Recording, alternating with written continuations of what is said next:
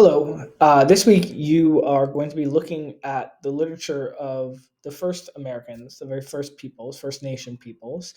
I'm specifically taking a look at some Indigenous American creation myths. I thought that we would start by taking a look at an excerpt or a short selection from Roxanne Dunbar Ortiz's An Indigenous People's History of the United States. The version that I posted for you on Blackboard is the version for young people. You can think about it as kind of a abridged or condensed version of her original book by the same title. But the passage I want to point to is this one here on the first page, underneath where it says, Then and Now. Uh, Dunbar Ortiz writes, Everything in U.S. history is about the land, who oversaw it and who planted crops on it, fished its water, maintained its wildlife, who invaded it and stole it, and how it became a commodity broken into pieces to be bought and sold. As anthropologist Patrick Wolf writes, land is life, or at least land is necessary for life. As you read the materials this week and next, I'd like you to consider the ways in which the Native American origin myths sort of bring the land into the story or bring the land into the literature. Contrast that with the ways in which the early colonists speak of the land. And I think that you will find that there is a very different relationship that is suggested by the ways in which land is discussed.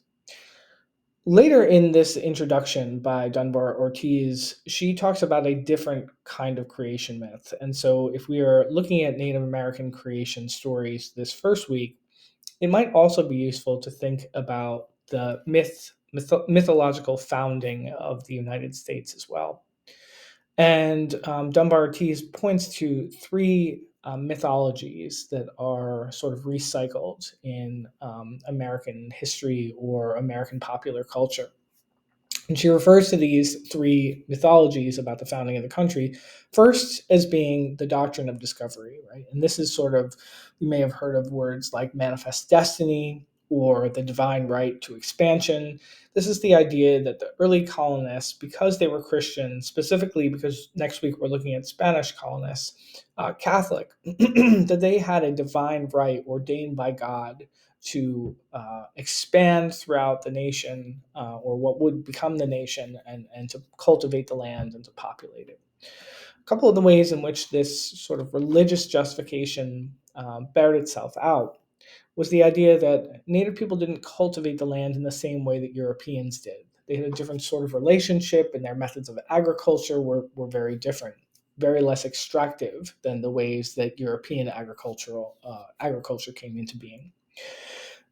But early Europeans looked at this and, argued that the land was not properly being cultivated, and therefore it was their divine right to properly cultivate the land and make it as productive as could be, because that is what God wanted from them.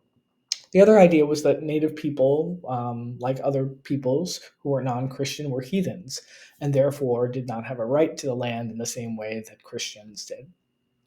A second myth that Dunbar Ortiz points to is the myth of cultural conflict. The myth of cultural conflict essentially says that the frontier, like the border area or the frontier space where Europeans or early European colonists came into contact with indigenous peoples, was really about cultural conflict, right? It wasn't about genocide or expulsion. It was the conflict of two cultures, and some individuals will even go as far as saying there were sort of bad actors on both sides, and that ultimately the native people were responsible for their own undoing or their own tragedies, right? Because of missteps that they made along the way. A third myth that Dunbar Ortiz points to is the myth of cultural multiculturalism, right? This idea that America is a nation of immigrants, has always been a nation of immigrants.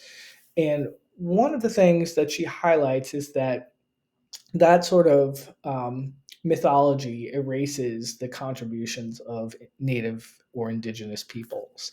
And it also oftentimes only emphasizes the contributions that marginalized groups make to the nation, right? If we think about women or Native African Americans or Latinx people or queer people, sort of looking much later, um, contribute to the United States rather than the conflict, like the historical conflicts and the resistance, right, that those groups of individuals brought back. So all of that is part of the story of early America onto today. So I would ask you to consider, of course, read the introduction, but then consider some of the early mythology of the founding of America and how that kind of sits with these creation mythologies, these native creation mythologies.